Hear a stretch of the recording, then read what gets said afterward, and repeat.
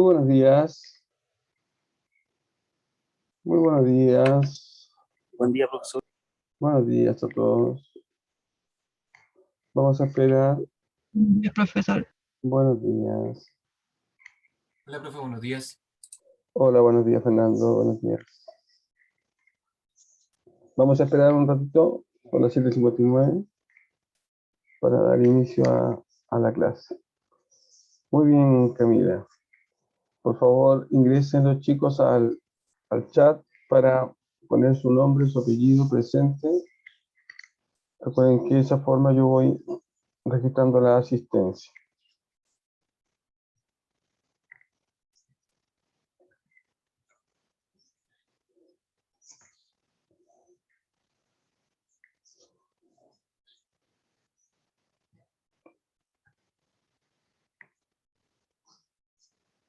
Gracias, Fernando.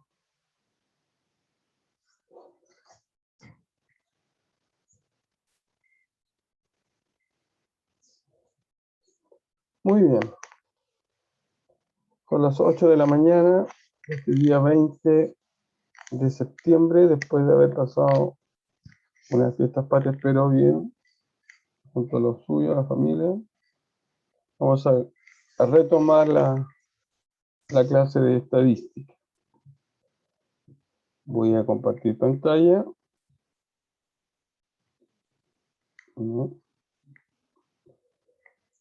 Y lo último que estábamos viendo es variables. Y me parece que hay alguien más en la sala de espera.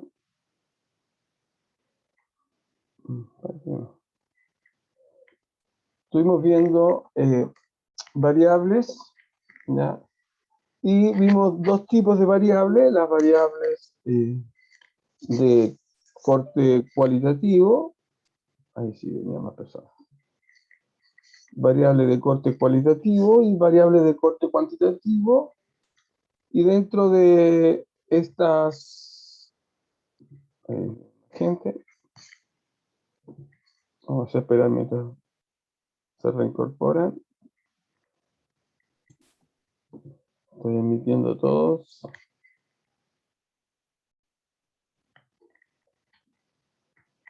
Ahí parece que estamos todos.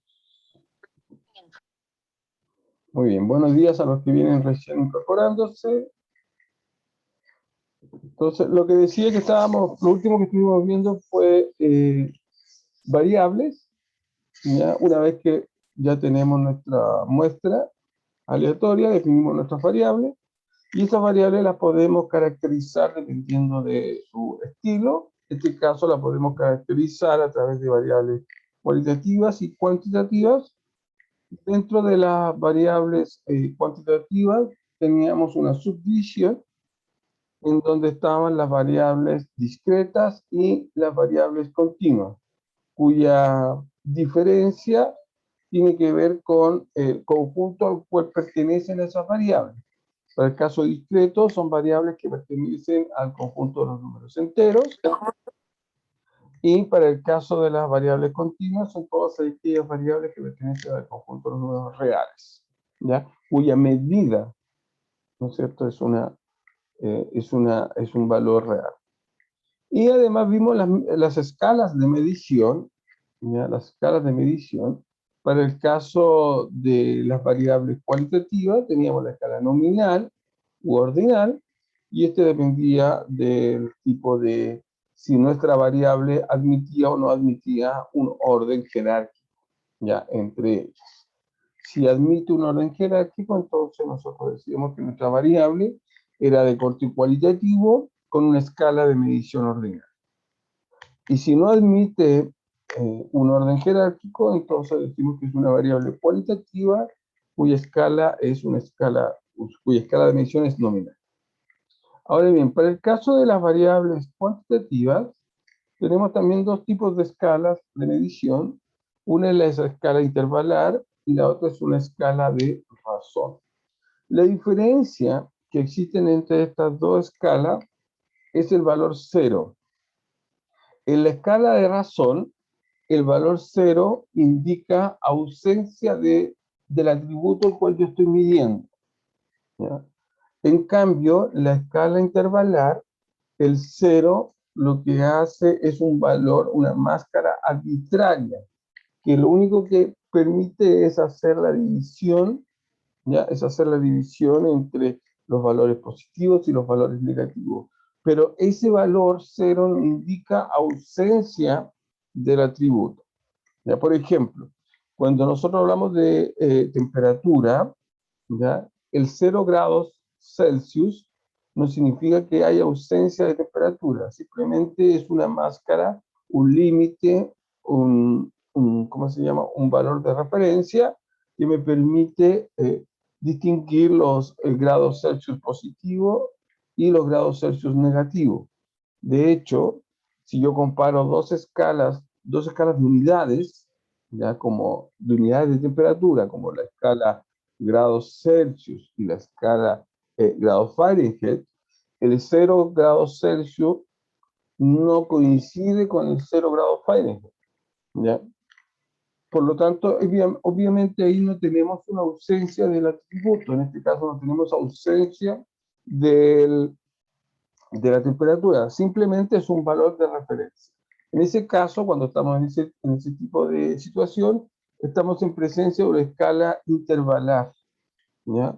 Y en el caso de ausencia, por ejemplo, si yo digo número, si mi variable es número de hermano, ahí yo digo 0, eso significa que no tengo hermano, ¿ya? Entonces, eso indica efectivamente ausencia de mi atributo. Entonces, una vez que ya tengo recolectadas nuestras variables, ¿no es cierto? Recuerden que el proceso es definir nuestra problemática, nuestro problema de investigación, definir una población de estudio, sobre esta población de estudio determinar una muestra en base a un tamaño de la muestra, que lo calculamos a través de un coeficiente de Lama-Korab, con un nivel de confianza determinado. Una vez que ya tengo determinado mi tamaño muestral, determino la técnica de muestreo al cual voy a utilizar para obtener esa muestra, y dada que ya tengo la muestra, entonces defino mis variables. Una vez que ya tengo definidas mis variables, entonces lo que viene, el procedimiento que viene ahora es un levantamiento de datos, ya un trabajo de campo que se llama. Entonces vamos, hacemos nuestro trabajo de campo, nuestro levantamiento de datos, y obtenemos una matriz de diseño. Esa matriz de diseño va a estar conformada por tantas columnas como variables nosotros hayamos definido, y tantas filas como el tamaño muestral sea. Entonces, una vez que ya tenemos hecho eso, entonces lo que hacemos simplemente es empezar a resumir la información. Y una de las formas de resumir la información, que esta que está en una matriz grande, es a través de tablas de frecuencia, ¿ya? A través de tablas de frecuencia. Y estas tablas de frecuencia, como dice su nombre, ya está definida por un número de frecuencias, ¿ya? Entonces, nosotros vamos a tener un n grande, es decir, el tamaño de mi población, de mi muestra en este caso, ¿ya? Aquí lo entiendo. Y ese tamaño de muestra lo vamos a dividir en clases, ¿ya? En clases. ¿Qué van a ser las filas? ¿Ya? Vamos a definirlo en K clase, ¿ya? Clase sub I, C sub I. Entonces, sobre estas clases vamos a definir ciertas frecuencias, ¿ya? La primera frecuencia es la frecuencia absoluta, ¿ya? Y esta frecuencia absoluta indica el número de elementos que pertenecen a esa clase yésima, ¿ya? El número de elementos que pertenecen a esa clase yésima. Y una condición necesaria es que la suma de cada una de esas frecuencias absolutas, a la cual nosotros le vamos a denominar N sub I, donde I representa el índice de la clase, es decir, N sub 1, N sub 2, N sub 2 significaría la frecuencia absoluta de la clase número 2, ¿ya? La suma de cada una de esas frecuencias absolutas me tiene que dar el tamaño de mi muestra, ¿ya? Esta frecuencia absoluta es importante, pero muchas veces su información no es tan, no deja tanto a la interpretación, en el sentido que si yo, por ejemplo, digo, estoy haciendo un estudio sobre el número de hermanos, ya que estábamos hablando delante del número de hermanos, y yo digo que, por ejemplo, n sub 1, es decir, 0 hermanos es igual a 10, ya uno dice, bueno, eso es mucho, eso es poco, ¿no es cierto? Entonces la frecuencia absoluta me da un número absoluto, ¿ya? Pero no me permite compararlo, ¿ya? Si yo digo, 10 personas tienen cáncer, bueno, pero 10 de cuánto, ¿ya? Si en una familia de 15, 10 es demasiado. Si en un país, 10 es muy poco. Entonces, ese problema tiene la frecuencia absoluta. Entonces, lo que nosotros también trabajamos es con la siguiente frecuencia, que es la frecuencia relativa, ¿ya? Esta frecuencia relativa es una fracción de un total, ¿ya? Es una fracción de un total. Y eso me entrega una información más certera del comportamiento de esa variable en esa clase, ¿ya? Y esta frecuencia relativa, la cual la denomino f sub i, f minúscula sub i, es un cociente, ¿ya? Es un cociente entre la frecuencia absoluta de la clase yésima sobre el total de datos. Por eso es una comparativa, compara cuántos elementos pertenecen a la clase yésima del total de elementos. Si nosotros a esta frecuencia absoluta, perdón, a esta frecuencia relativa la multiplicamos por 100, obtenemos una frecuencia relativa porcentual, ¿ya? Y uno puede hablar ahí, por ejemplo, el 15% de las personas tienen a lo más 2 hermanos, ¿ya? Si usted suma todas estas frecuencias relativas, si usted suma todas las frecuencias relativas, entonces le tiene que dar 1. Siempre la suma de las frecuencias relativas tiene que dar 1, o da 1. Después tenemos otros tipos de frecuencias que son las frecuencias acumuladas, ¿ya? Son frecuencias que se van acumulando. Voy acumulando las frecuencias absolutas, en este caso, frecuencia absoluta acumulada. Voy sumando o acumulando frecuencias absolutas de las clases anteriores, ¿ya? Y en este caso, como es una frecuencia absoluta acumulada, yo le pongo como marca, como frame, le pongo el n sub i, pero el n mayúsculo, para diferenciarlo de la frecuencia absoluta y la frecuencia absoluta acumulada. ¿Ya? En este caso estoy acumulando, si ustedes se pueden dar cuenta, estoy acumulando o estoy sumando frecuencias absolutas. Lo mismo pasa para el caso de la frecuencia relativa acumulada. En este caso, la frecuencia relativa acumulada la voy a denominar con una letra F mayúscula para diferenciarla de la frecuencia relativa. Entonces, lo que hago en la frecuencia relativa acumulada es ir acumulando, ir sumando frecuencias relativas, ¿ya? Entonces, acá tenemos 4 tipos de frecuencias. Tenemos la frecuencia absoluta, la frecuencia relativa, la frecuencia acumulada absoluta y la frecuencia acumulada relativa, ¿no? Entonces, nuestra tabla de frecuencia me queda de la siguiente manera, de la siguiente disposición. Primero acá defino mis clases, ya defino las clases. Y va a depender del tipo de variable, de la dispersión de las variables, como yo defino mi clase. Esta clase que está acá puede ser de 2 tipos. Puede ser singleton, es decir, que la clase 1 sea un singleton. Por ejemplo, si estoy haciendo en una tabla de frecuencia para la variable número de hermanos, entonces yo aquí en esta clase que es singleton, yo puedo poner 0, 1, 2, 3. Esos son los números de hermanos. Y luego sus respectivas frecuencias.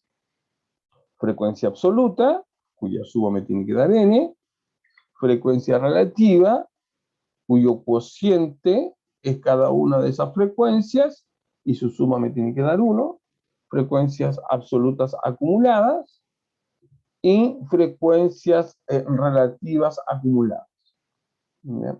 Ahora bien, estas clases pueden también ser intervalos, ya pueden ser intervalos. Entonces nosotros, en ese caso, vamos a trabajar con intervalos y no con un solo número. Pero si trabajamos con intervalos, necesitamos un representante de ese intervalo. Y para determinar ese representante, nosotros utilizamos lo que denominamos una marca de clase, que no es más que el punto medio del intervalo. ¿Ya? En el caso 1, en donde nuestras clases son singleton, es decir, es un escalar, un valor numérico, vamos a hablar de tablas simples, tablas de frecuencia simple.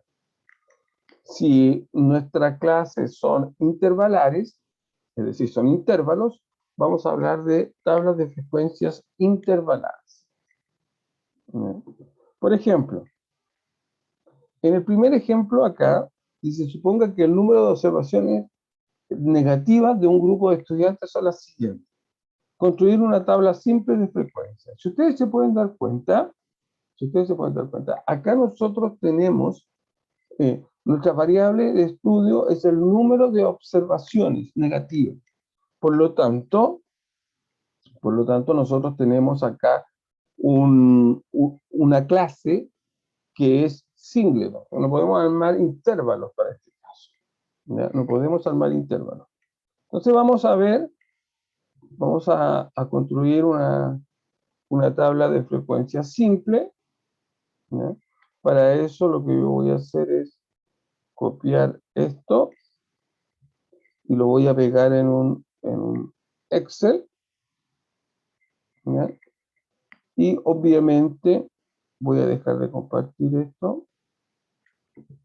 Voy a dejar de compartir y voy a compartir un Excel.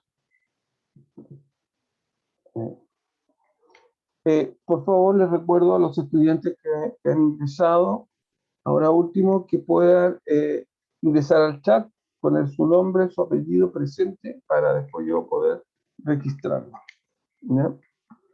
Bueno, entonces, en este caso, nosotros vamos a construir una tabla de frecuencia. Ya vamos a construir una tabla de frecuencia. Por ahora. Acá va en la primera columna va nuestra clase. En este caso es número de observaciones negativas. Número de observaciones negativas. ¿Ya? Y si ustedes se pueden dar cuenta, el recorrido de esta variable aleatoria, ¿ya? El recorrido de esta variable aleatoria va desde 0, ¿cierto?, hasta 5. ¿Ya? Va desde 0 hasta 5. Entonces nuestras clases van a ser desde 0 hasta 5. ¿Ya? Puede ocurrir que en alguna clase no haya frecuencia. Eso no habría problema. ¿Ya? No habría mayor problema. Entonces, la primera frecuencia con la cual nosotros trabajamos es la frecuencia absoluta, ¿ya? Que para nosotros es mi n sub i, mi n minúscula. Simplemente dijimos que la frecuencia absoluta es el número de elementos que pertenece a la clase. Entonces tenemos que ver cuántos elementos pertenecen a la clase, a la primera clase, es decir, cuántos estudiantes tienen 0 observaciones negativas, ¿ya? 0 observaciones negativas. Entonces, podemos contar, bueno, aquí es chiquitito, uno puede utilizar una función contar, en el caso del Excel, pero en este caso podemos contar simplemente a mano. Tengo un 0, voy por columna, un 0, 2, 0, 2, 0, 3, 0. Entonces mi frecuencia absoluta es 3. Tengo que ver ahora la frecuencia absoluta para el 1. Tengo 1, 2, 2, 3, 3, 3, 4, 4, 5. 5 unos. ¿Cuántos 2? Tengo 1, 2, 3, 4, 5, 6, 6, 6, 7, 8, 2. ¿Cuántos 3? Tengo 1, tengo 2, tengo 3, tengo 4, tengo 5, tengo 6, tengo 7. Tengo 7. ¿Cuántos 4? Tengo 2, tengo 3, tengo 3, tengo 3, 4. ¿Y cuántos 5? ¿Cuántos 5? Tengo 2, tengo 3, tengo 4. 4. Nosotros siempre es bueno sumarlos, ¿ya? Siempre es bueno sumarlos para que podamos verificar, ¿no es cierto? Para que podamos verificar de que esté todos los datos contados, ya que estén todos los datos contados. Entonces, suma. Marcamos acá. Son 30 datos, verificamos, 1, 2, 3, 4, 5, 6, 7, 8, 9, 10, por 3, 30. Entonces estarían los 30 datos. ¿Ya? Estarían los 30 datos, perfecto. Luego tenemos la frecuencia relativa, ¿ya? A la cual nosotros le llamamos una F minúscula. Y la frecuencia relativa dijimos que era simplemente el cociente entre la frecuencia absoluta y el total de datos, es decir, frecuencia absoluta sobre el total de datos.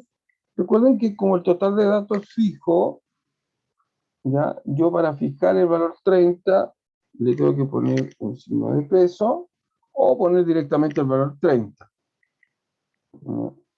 Entonces, ahí tengo y voy a centrar y simplemente voy a hacer la suma, ¿ya? La suma para ver si efectivamente me da el 1. Perfecto.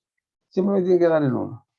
Ahora bien, voy a incorporar acá la frecuencia relativa, pero porcentual, ¿ya? Frecuencia relativa porcentual, es decir, F%. Y eso no es más que simplemente tomar la frecuencia relativa y multiplicarla por 100. ¿Ya? Multiplicarla por 100. Hasta ahí. Y obviamente la suma ya no me va a dar 1, sino que me tiene que dar 100. Ahí. Entonces aquí uno puede trabajar en términos porcentuales. Entonces uno puede decir que el 10% de los estudiantes no tiene observaciones negativas. O que el 26,6% de los estudiantes tienen 2 observaciones negativas. Después viene la frecuencia absoluta, ¿ya? La frecuencia absoluta acumulada. Y en este caso es la N mayúscula. Esta frecuencia, como dijimos, simplemente lo que va haciendo es acumulando frecuencias absolutas. En este caso, siempre la primera frecuencia absoluta acumulada coincide con la primera frecuencia absoluta, ¿ya? Y después simplemente lo que uno va haciendo es sumar, ¿ya? Es sumar, es decir, a esa frecuencia le sumo la siguiente, ¿ya? A esa frecuencia,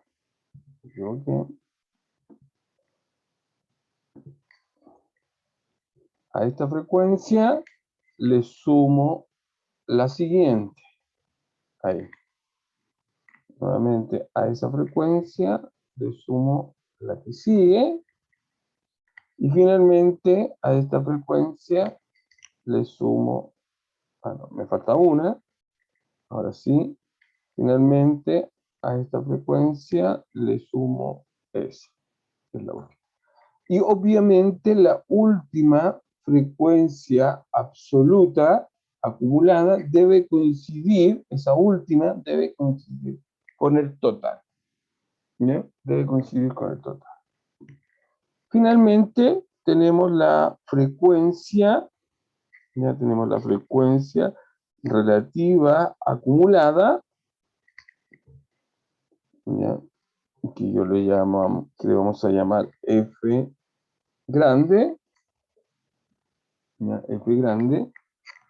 Y bueno, al igual que en el caso anterior, la primera frecuencia acumulada relativa coincide con la frecuencia relativa y después simplemente a esa frecuencia le sumamos la que sigue, a esa frecuencia le sumamos la que sigue, a esta frecuencia le sumamos la que sigue y así a esa frecuencia simplemente le sumamos esa y finalmente a esta frecuencia le sumamos esa y me da 1. Por lo tanto, al igual que en el caso de la frecuencia acumulada, para el caso de la frecuencia relativa acumulada, siempre la última frecuencia acumulada debe coincidir con el 1. Y obviamente, ya que incorporamos una frecuencia relativa porcentual, entonces también vamos a hacer la acumulada, ya la acumulada de la frecuencia relativa porcentual. ¿Ya? Y el proceso es exactamente el mismo. Coincide la primera con la segunda y después simplemente vamos sumando. ¿Ya? ¿No? Ahora bien, en este caso, como ya tengo la acumulada, ¿ya? Como ya tengo la frecuencia relativa acumulada, simplemente basta con que yo esa acumulada la multiplique por 100. ¿No? Ahí. Y obviamente la última frecuencia acumulada relativa porcentual va a coincidir con el 100%. Ah, perfecto. Y ahí entonces tenemos nuestras tablas de frecuencia, ¿ya? Y obviamente ahí uno después le puede ir haciéndolo más cachadito, ¿no?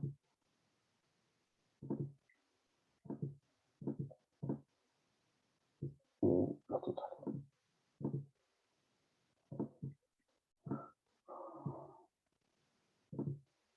No me acuerdo más. Ahí. Entonces ahí tenemos una frecuencia, perdón, una tabla de frecuencia, una tabla de frecuencia simple, cuando nuestros datos no admiten intervalos. Cuando nuestros datos no admiten intervalos. No sé si se entiende, si hay alguna duda, alguna consulta. Entonces voy a dejar de compartir y voy a volver acá, al tupete.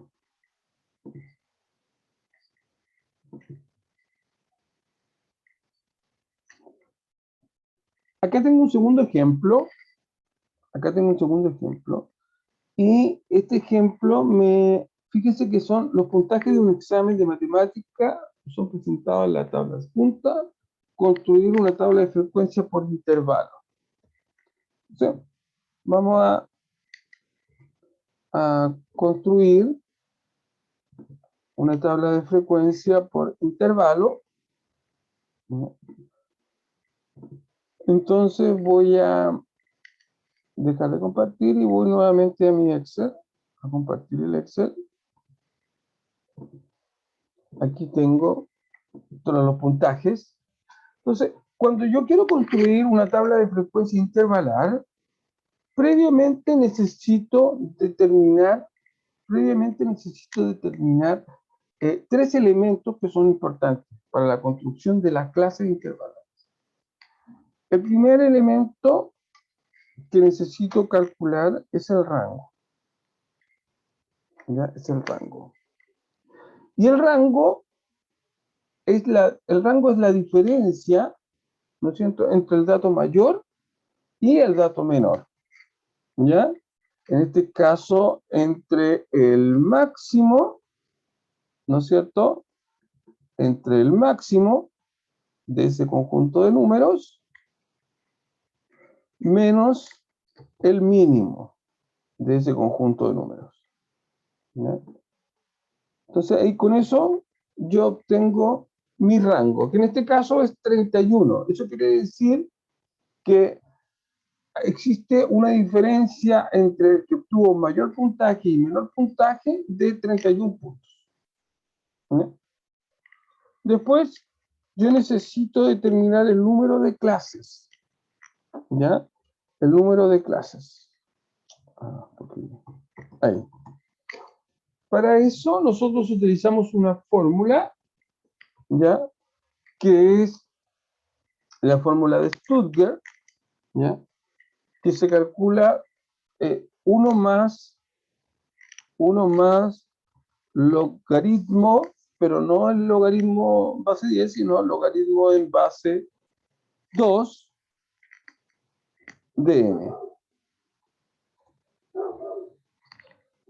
Es el logaritmo en base 1 más logaritmo en base 2 de n. ¿Ya? Entonces, 1 más log, devuelve el logaritmo número en base especificada, entonces el logaritmo de n es el tamaño de la muestra.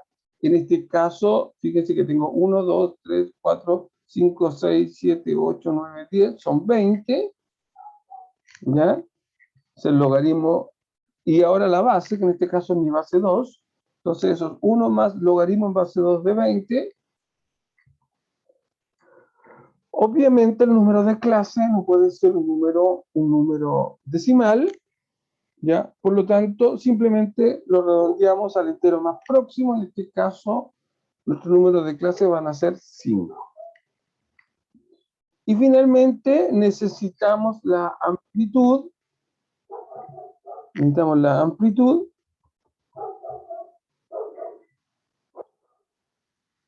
¿Ya? La amplitud. Y la amplitud se refiere al ancho de cada uno de los intervalos. Va a estar definido, ¿ya? Como el número de clases, ¿ya? Como el número de clases dividido por el rango. ¿Ya? Número de clases dividido por el rango. No, eso, perdón, me equivoqué, es al revés. No tiene sentido. Es el rango dividido por el número de clases. En este caso, la amplitud sería el rango, que es 31, dividido por número de clases, que dijimos que era 5. Entonces nuestro rango va a ser 6,2. Con esos tres elementos, perdón, la amplitud, con esos tres elementos, con el rango, el número de clase y la amplitud, yo puedo construir mi intervalo de mi clase. ¿Ya? En este caso, vamos a construir nuestro intervalo siempre vamos a partir límite abierto, perdón, límite cerrado, ahí, cerrado, límite cerrado. Límite inferior va a coincidir con el dato más pequeño, ¿ya? Límite inferior va a coincidir con el dato más pequeño, ¿ya? Entonces voy a buscar cuál es el dato más pequeño. 57. Entonces mi clase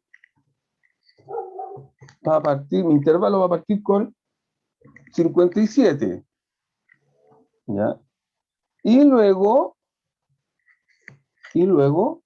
simplemente le sumamos la amplitud. En este caso, la amplitud nos dio 6,2. Yo puedo trabajar con esa amplitud, puedo trabajar con una amplitud mayor, pero jamás puedo trabajar con una amplitud más pequeña. En este caso, yo voy a trabajar con una amplitud un poco mayor, 6,2, puedo trabajar con amplitud 7, aunque corro el riesgo de que la última clase me quede sin elementos, ¿ya? Pero vamos a trabajar con una amplitud 7. Perdón, se me olvidó mi calculadora. Entonces, vamos a trabajar con una amplitud 7. Entonces, a mi 57, que es el límite inferior, le vamos a sumar 7. y me va a dar 64. Esa va a ser mi límite superior de la primera clase, que va a ser intervalo abierto, ¿ya? Que va a ser intervalo abierto. Luego, intervalo cerrado, coincide el 64 con el límite inferior de la segunda clase, coincide con el límite superior de la primera, y a ese 64 le vamos a sumar 7, me va a dar 71. También es abierto. Luego 71, le sumamos 7, me da 78. Luego 78, le sumamos 7, ¿ya? Y me da 85.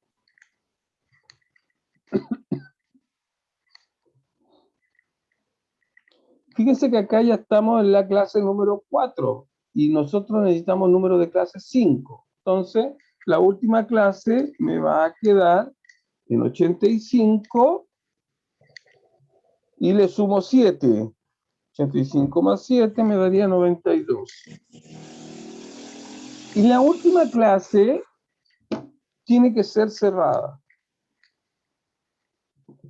Ahí ya tenemos entonces nuestras clases. En este caso, ¿no es cierto? Es el puntaje. ¿Ya? Es el puntaje. Y luego simplemente calculamos nuestras diferentes frecuencias, en este caso absoluta, relativa, absoluta acumulada, relativa porcentual, absoluta acumulada, etc. ¿Ya? Lo importante es poder construir las clases para el caso de una tabla intervalada. Ustedes pueden terminar este ejercicio porque ya se nos va a acabar la clase. Voy a dejar de compartir y no sé si hay alguna consulta, alguna duda. Voy a solicitar, fíjense que tengo 18 participantes y en el chat tengo 16 inscripciones, me parece. Por lo tanto, hay estudiantes que, estando en clase, no han ingresado al chat. Así que les solicito que por favor ingresen al chat. Los que no han ingresado, pongan su nombre, su apellido, porque si no van a quedar como ausentes, ¿ya? Siendo que están acá. Muy bien. No sé si hay alguna consulta con lo que hemos visto hasta ahora. Si no, quedaríamos hasta aquí y nos veríamos el viernes.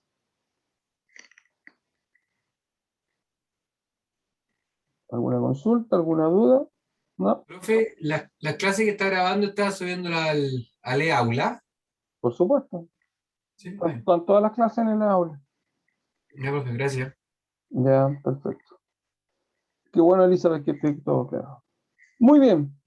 Entonces quedamos hasta aquí y nos vemos el viernes. Un abrazo, cuídense mucho y nos estamos viendo. Chao, chao. Gracias. Chao, Chao, profe, gracias. chao.